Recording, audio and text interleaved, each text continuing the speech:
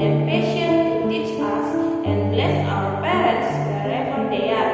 Forgive us for all our sins. Thank you God. Amin. Oke, sekarang sama-sama kita tepuk PPK ya. Tepuk PPK. Religius, nasionalis, mandiri, gotong royong, integritas. Salam PPK. Salam cerdas, karakter, menyenangkan, luar biasa, hebat. Tepuk semangat. Semangat. Salam literasi. Ayo membaca.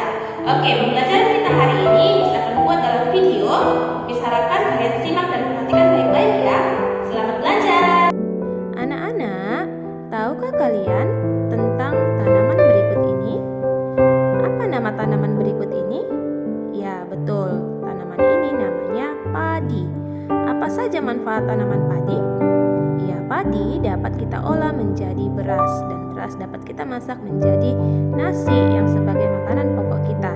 Nah, perhatikan, bisa kita olah menjadi nasi putih atau ini nasi tumpeng. Apa saja manfaat tumbuhan bagi manusia? Yang pertama yaitu sebagai sumber energi. Contohnya yaitu tumbuhan padi, singkong, dan jagung. Yang kedua yaitu sebagai sumber vitamin. Contohnya sayur-sayuran dan buah-buahan. Lalu manfaat yang ketiga yaitu sebagai sumber oksigen untuk kita dapat bernafas. Dan yang keempat, pengikat air tanah. Dan manfaat yang kelima, peneduh dan memperindah bumi. Nah anak-anak, now open your book page 2. Kita akan belajar bagaimana jagung berkembang biak. Perhatikan baik-baik ya. Jagung merupakan salah satu tanaman yang dijadikan bahan makanan pokok di berbagai negara, salah satunya di Indonesia. Indonesia, penduduk Pulau Madura menjadikan jagung sebagai makanan pokoknya. Jagung merupakan salah satu tanaman penghasil karbohidrat yang sangat diperlukan oleh tubuh. Seorang petani jagung memulai pembiakan tanamannya dengan menanam biji jagung. Setelah 3-4 hari bakal tanaman akan muncul di permukaan tanah. Tanaman jagung akan terus tumbuh menjadi besar. 3 hingga 3,5 bulan, buah jagung dapat dipanen oleh petani. Buah jagung yang berbentuk seperti tongkol pada mulanya berupa sekuntum bunga. Bunga jagung memiliki helai-helai rambut halus pada bagian ujungnya. Pada helai rambut tersebut terdapat tepung sari. Tepung sari akan terbang terbawa angin ketika angin bertiup. Tepung sari yang terbawa angin sebagian akan jatuh di kepala putik yang terletak di bagian bawah bunga pada pohon jagung yang lain. Ketika itulah terjadi pembuahan. Setelah terjadi pembuahan, bunga jagung tersebut terus berkembang hingga menjadi buah jagung.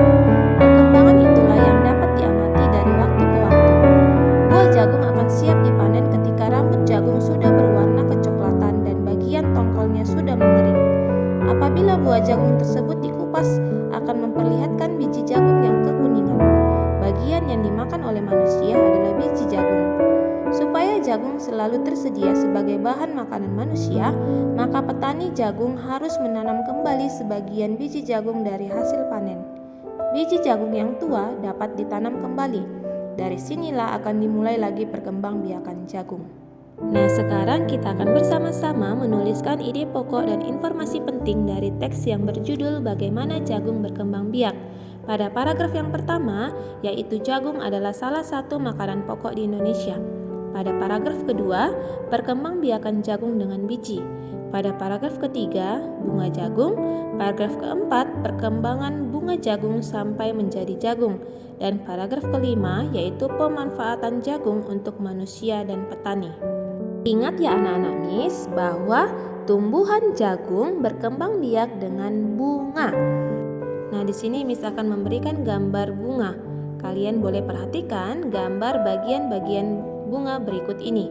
Yang ini disebut mahkota, bagian bunga yang paling indah. Kemudian ini disebut kepala putik.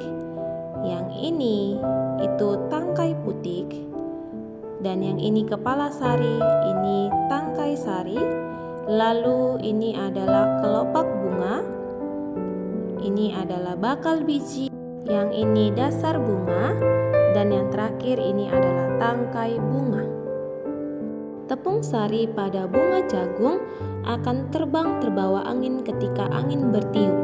Tepung sari yang terbawa angin sebagian akan jatuh di kepala putik yang terletak di bagian bawah bunga pada pohon jagung yang lain. Ketika itulah terjadi pembuahan.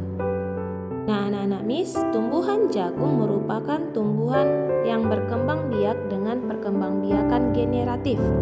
Perkembangbiakan generatif terjadi melalui proses penyerbukan dan pembuahan. Perkembangbiakan generatif pada tumbuhan diawali dengan penyerbukan, yaitu melekatnya atau jatuhnya serbuk sari ke kepala putik. Setelah terjadi penyerbukan, pada serbuk sari tumbuh bulu serbuk sari yang menuju ke ruang bakal biji. Kemudian serbuk sari akan masuk ke ruang bakal biji melalui bulu serbuk sari. Di dalam ruang bakal biji terjadi pembuahan, yaitu peleburan serbuk sari dengan kepala putik. Nah, hasil dari pembuahan ini adalah zigot. Nah, di sini Miss akan membuat skema tentang perkembangbiakan generatif. Zigot berkembang menjadi lembaga. Lembaga berkembang menjadi bakal biji berkembang menjadi biji dan bakal buah. Bakal buah berkembang menjadi daging buah yang dapat kita makan. Kemudian lembaga pada biji ini merupakan calon tumbuhan baru. Nah, anak-anak Miss, contoh tumbuhan perkembangbiakan secara generatif yaitu padi, mangga, durian, dan jambu. Anak-anak, bunga yang indah bukan hanya tumbuh di Indonesia. Contohnya seperti bunga kembang sepatu yang tumbuh di negara Indonesia dan negara Malaysia. Selain itu, ada bunga Kamboja yang juga tumbuh di negara Indonesia dan juga negara Laos. Negara Malaysia dan Laos merupakan negara tetangga Indonesia. Indonesia bergabung ke dalam sebuah organisasi ASEAN. ASEAN merupakan singkatan dari Association of Southeast Asian Nations, yang artinya yaitu Persatuan Negara-Negara se-Asia Tenggara. Berikut adalah ke-10 negara ASEAN: Myanmar, Thailand, Kamboja, Singapura, Indonesia, Laos, Vietnam, Malaysia, Filipina, dan Brunei Darussalam. 5 negara yang menjadi anggota pertama ASEAN di tahun 1967 adalah Indonesia, Malaysia, Thailand, Singapura, dan Filipina. Para utusan dari kelima negara tersebut yang sekaligus merupakan tokoh-tokoh pendiri ASEAN adalah Adam Malik dari Indonesia, Tun Abdul Razak dari Malaysia, Tanat Koman dari Thailand, S. Rajaratman dari Singapura, dan Narciso Ramos dari Filipina. Negara ASEAN tersebut adalah yang pertama, yaitu 5 negara pendiri, yaitu Indonesia, Malaysia, Thailand, Singapura, Filipina, yang bergabung pada tanggal 8 Agustus 1967. Yang kedua, Brunei Darussalam bergabung pada tanggal 7 Januari 1984. Yang ketiga, Vietnam bergabung pada tanggal 28 Juli 1995. Yang keempat, Laos dan Myanmar bergabung pada tanggal 23 Juli 1997. Dan yang kelima, yaitu Kamboja, bergabung pada tanggal 30 April 1999. Sekarang kita akan belajar kehidupan sosial budaya masyarakat yang pertama di negara Brunei Darussalam. Di Brunei Darussalam terdapat kampung ayer, yaitu desa terapung di Brunei Darussalam. Saat ini banyak penduduknya yang memiliki perahu pribadi dan disimpan di bawah rumah apung mereka. Nah, Brunei Darussalam mayoritas penduduknya adalah orang Melayu. Kata Brunei Darussalam memiliki arti. Brunei yaitu nah baru, Darussalam rumah yang damai. Dalam percakapan menunjuk dengan jari telunjuk dianggap kasar.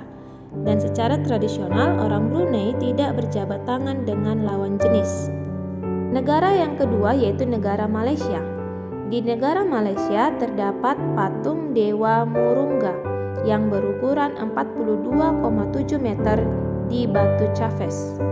Batu Cafes adalah gua yang merupakan salah satu kuil Hindu di luar India yang paling populer yang didedikasikan untuk Dewa Murungga.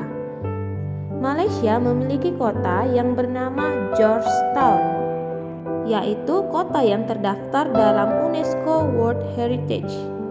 Kota ini terletak di Pulau Penang. Georgetown adalah kota yang memiliki ragam jenis budaya. Banyak gedung peninggalan masa Eropa dan bangunan bernuansa Melayu Tionghoa. 3 kaum utama di Malaysia adalah Melayu, Tionghoa, dan India. Sedangkan makanan khasnya adalah nasi lemak. Negara berikutnya yaitu negara Filipina. Yang terkenal dari negara Filipina yaitu tarian tinikling. Tarian ini menceritakan tentang burung tinikling yang berjalan melompat menghindari perangkap bambu petani padi. Bahasa Filipina adalah bahasa nasional dengan bahasa Inggris sebagai bahasa pengantar untuk urusan perdagangan atau pergaulan. Po dan opo adalah sebutan orang Filipina terhadap orang yang lebih tua. Mereka memanggilnya dengan menggunakan kata-kata seperti kuya, ate, manong, atau manang yang menunjukkan rasa penghormatan. Jabat tangan adalah bentuk salam yang paling sering dijumpai di Filipina. Negara yang berikutnya yaitu negara Kamboja. Di negara Kamboja terdapat banyak candi yang terbuat dari batu. Negara Kamboja memiliki sebuah tari yang lahir pada 2000 tahun lalu. Tari tersebut bernama Tari Apsara. Relief tarian banyak ditemukan di bangunan-bangunan keagamaan di Kamboja. Orang Khmer mengenakan syal kotak-kotak yang disebut krama.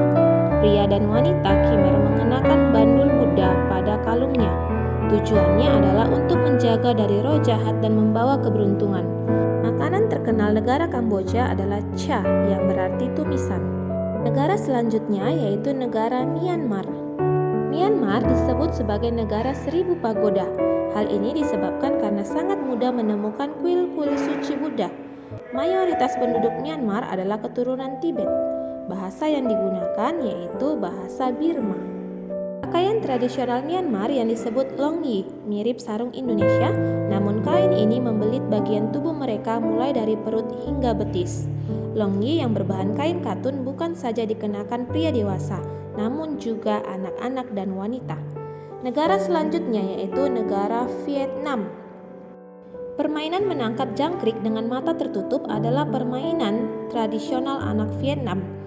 Anak yang berada di tengah lingkaran matanya ditutup kain, menangkap salah satu teman dan menebak namanya. Vietnam terkenal dengan baju khasnya yang disebut Ao Dai. Topi caping pun banyak ditemui di sana. Orang Vietnam gemar duduk di dinh clic, yaitu kursi yang sangat pendek. Negara selanjutnya yaitu negara Laos. Nama Laos berhubungan dengan penemunya, yaitu Ai Lau. Orang Laos terkenal kesabaran dan kesederhanaannya. Olahraga tradisional di Laos adalah katau, seperti olahraga bola voli, namun menggunakan kaki untuk menangkap dan memukul bola. Bolanya terbuat dari anyaman bambu. Tahun baru Laos disebut Bun Pi Mai. Semua penduduk membersihkan rumah, mengenakan pakaian baru, dan mencuci patung-patung Buddha. Upacara sakral pemberian sedekah atau dikenal dengan Saibat merupakan upacara di Laos. Di negara Laos, makanan utamanya adalah nasi ketan. Negara selanjutnya yaitu negara Singapura. Singapura memiliki lambang negara yaitu Merlin. Merlin adalah patung berkepala singa dan berbadan ikan. Negara Singapura berasal dari bahasa Sanskerta, artinya kota singa. Penduduk Singapura berasal dari Tionghoa, Melayu, India, dan Eropa. Kaum Baba adalah sebutan bagi keturunan Cina Melayu. Singapura memiliki 4 bahasa resmi, yaitu Melayu, Mandarin, Inggris, dan Tamil. Masyarakat Singapura memiliki budaya jalan kaki. Sekitar 80% masyarakatnya memilih untuk berjalan kaki kemana-mana. Hal ini disebabkan karena harga kendaraan yaitu mobil dan bahan bakar sangat mahal. Makanan khasnya yaitu kepiting cabai. Negara berikutnya yaitu negara Thailand. Thailand dalam bahasa Thai adalah Pratit Thai yang artinya tanah kebebasan. Sejak tahun 1800-an, Thailand berubah nama antara lain Siam yang artinya gelap atau coklat dan Thailand. Di Thailand, kepala adalah bagian tubuh yang paling dihormati. Tidak ada orang yang akan berani menyentuh kepala, bahkan kepala anak-anak. Sebaliknya, bagian kaki dianggap bagian yang paling hina karena dipakai sebagai alat untuk menapak di tanah. Oleh sebab itu, kaki tidak boleh dihadapkan ke patung suci atau orang lain. Negara yang terakhir yaitu negara kita, negara Indonesia. Di Indonesia terkenal dengan patung Monumen Nasional atau patung Monas. Selain itu, ada minuman yang terkenal dari Thailand yang disebut dengan tepochi, dengan bahasa Thailandnya yaitu Thai Iced Tea. Oke anak-anak, sekian dulu video